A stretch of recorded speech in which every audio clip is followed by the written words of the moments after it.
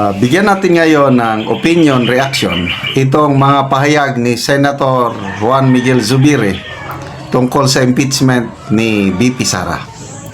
Ito sa post ng Nightline News sa SMNI, itong Nightline News 3 hours ago. Sabi niya, news update. Senator Zubiri says the impeachment case against VP Sara Duterte is a witch hunt. Ito ang exact statement ng senador.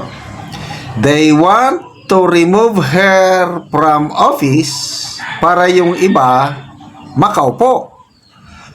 At yung iba mawalan ng kalabang kandidato pagdating sa halalan sa 2028. So, via Troy Gomez. Bullseye. Sa itong pahayag ni Senator Zubiri, parehas yung pahayag ni Senator Amy doon sa Senate floor, I think, noong June 10, nung nagdebate sila bago nagbotohan yung back to sender yung impeachment complaint. Nagsalita si Senator Amy. Sabi niya, gusto niyo ba talaga ng accountability? Punta kayo sa mga korte. Ito, ang ginagawa nyong ito, gusto niyo lang mawala si VP Sara dahil siya ang pinakamalakas na makalaban nyo sa 2028. Huwag na tayong magmaang-maangan. Sabi niya, very frank. Senate floor yun, ha? Gusto niyang mawala dahil siya yung candidate to bait sa 2028. Kaya, huwag niyong lukuhin ang taong bayan. Which is very clear. Sa mga nagmamasid, yung hindi bulag, kasi may mga bulag din nagmamasid. Yung mga, alam mo na, tinatawag nila si VP Sara na Inday Lustay o ano yan. Magkano man lang yung kini-question of the 125 million na confidential funds noong 2022, halos kalahati yung clear na.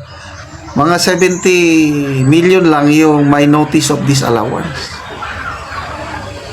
Yun lang. Notice of disallowance lang yun ng COA. Wala pang final judgment ang COA. Tapos, hinuhusgahan nyo na magnanakaw si VP Sara. Sino ba yung? Merong congressman Kalimutan ko kung sino. Na sabi ng isang kongresista, dahil sa ginagawa ng Senado, nadidelay ba? Dahil back to center ang Senado, binibigyan ng blanket authority si VP Sara para magnakaw, ituloy ang pagnanakaw sa kaban ng taong bayan. Wow naman! Kala mo kung malinis sila. Yung 2025 budget, anong ginawa? Grabe! Most corrupt budget in history, kagagawan yan sa Kamara. Ngayon, kahit it's better late than never, ang biggest business group sa Philippines, ang Philippine Chamber of Commerce and Industry, nagsalita na through their president na ang 2025 budget ay pinagmumulan ng korupsyon. Billions ang pinag-uusapan sa 2025 national budget. Tapos, ang galing yung magsabi na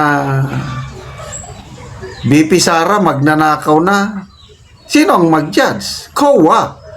Wala pa namang final judgment ang COA. Tapos, grabe, nagmamalinis na kunuhay. Lalo na ngayon, booking na sila sa ginawa nila sa 2025 national budget. Kaya, open na daw. Anong panawagan ng Speaker of the House? Makialam kayo, mag-ingay o mag-participate. Pera nyo ito. Ay, we were not born yesterday. Booking na. So anyway, balik tayo dito sa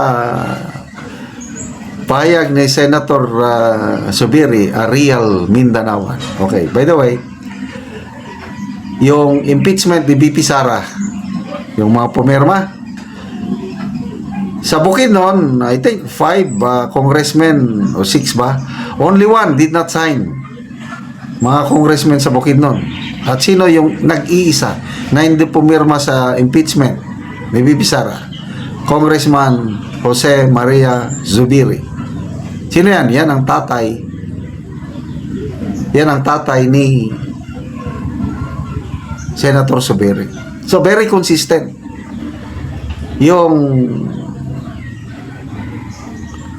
pagiging Mindanaoan nila, nakikita nila Duterte, the best president we ever had. Kaya ito, salamat naman na Senator Zubiri at nagsalita kayo ng ganyan na very clear na tumbok nyo talaga. And pagdating na sa botohan sa impeachment, what do you expect from Senator Zubiri? Marami na siyang pahayag tungkol niya na against siya sa impeachment. Kaya aasahan natin si Senator Zubiri na boboto pabor kay BP Sara.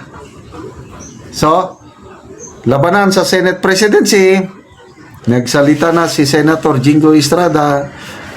We have the number, sabi niya, more than 13, baka maging super majority pa tayo. So, secured na ang magiging Senate President, si Senate President Escudero, siya pa rin. Kung siya pa rin, alam niyo na. Sorry na lang, hindi tayo makakapanood ng bloodbath dahil sa unang session pa lang ng impeachment court, ang pag-uusapan diyan yung issue of jurisdiction. Itong mga kongresista, mga dilawan, sabi na, ilatag mo ng ebidensya. Trabaho ng impeachment court is to try and decide. Sandali lang. Very basic sa isang korte. Tingnan nyo muna yung jurisdiction. May jurisdiction ba ang 20th Congress sa impeachment na yan na sinimulan ng 19th Congress? Yon. So, simple majority, sabi ni Senate President Escudero, 13 lang, madismiss na yung kaso. Yan na, iiyak na sila. Pag iyak, yun, tatakbo na lang sila sa Supreme Court. Bahala na ang Supreme Court.